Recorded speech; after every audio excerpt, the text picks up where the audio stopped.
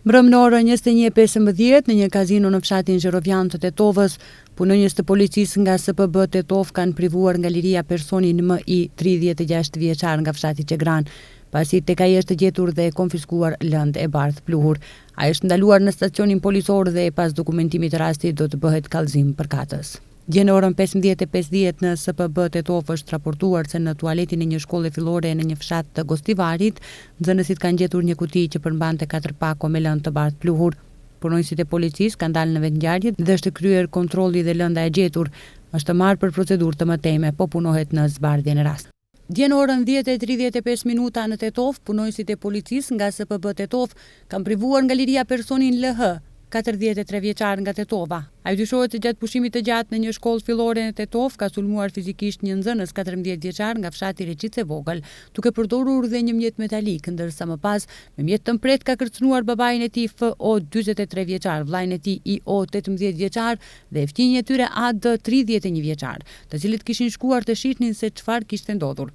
LH është ndaluar në stacionin policor dhe pas dokumentimit të rastit, ndaj tij do të vijojë kallëzim përkatës. Mbrëmë në orën 20 në rrugën Mara Ugrinova në Gostivar, punonjësit e policisë nga stacioni policor Gostivar kanë privuar nga liria personin MJ 37 vjeçar nga një fshat i Gostivarit, duke vepruar sipas një raportimi të mëparshëm se kishte sulmuar fizikisht bashkëshorten e tij 38 vjeçare. Ai është ndaluar në stacionin policor dhe pas dokumentimit të rastit, ndaj tij do të vijojë kallëzim përkatës.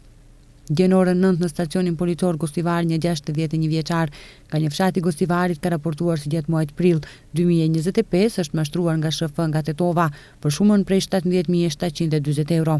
Sipas denoncimit, ata kishin rënë dakord të blinte një apartament prej tij në Tetov dhe i kishte dhënë parat si i ka parë për banesën. Siç është raportuar, nga ajo ditë deri në denoncim nuk kanë nënshkruar kontratën e shitblerjes për apartamentin dhe personi e ka shmangur, kështu që ka kuptuar se ishte mashtruar, po merren masa në zbardhjen e rastit. Mbrëmë në orën 21:35 në një stacion policor në Gostivar është raportuar se në një banesë në Gostivar është gjetur i vdekur DM, 57 vjeçar nga Gostivari. Mjeku i ndihmës së shpejtë të Gostivarit ka konstatuar vdekjen dhe me urdhër të prokurorit publik, trupi të njerit është dërguar në obduksion. Mbrëmë në orën 20 në SPB Tetov është raportuar se në rrugën rajonale Pirok Tetov në Reqic të Vogël, automjeti pasagjerëve BMW me targa kombëtare të Kosovës i drejtuar nga AS nga Kosova ka goditur një punonjës policie AS 26 vjeçar nga Shipkovica, i cili kryente sigurimin e vendit të një aksidenti tjetër rrugor që paraprakisht kishte ndodhur. Në këtë rast, punonjësi i policisë ka pësuar lëndime të konstatuara në Spitalin Klinik të Tetovës. Me urdhër të prokurorit publik, kthyrja është kryer nga një ekip i kthyrjes nga SPB Tetov.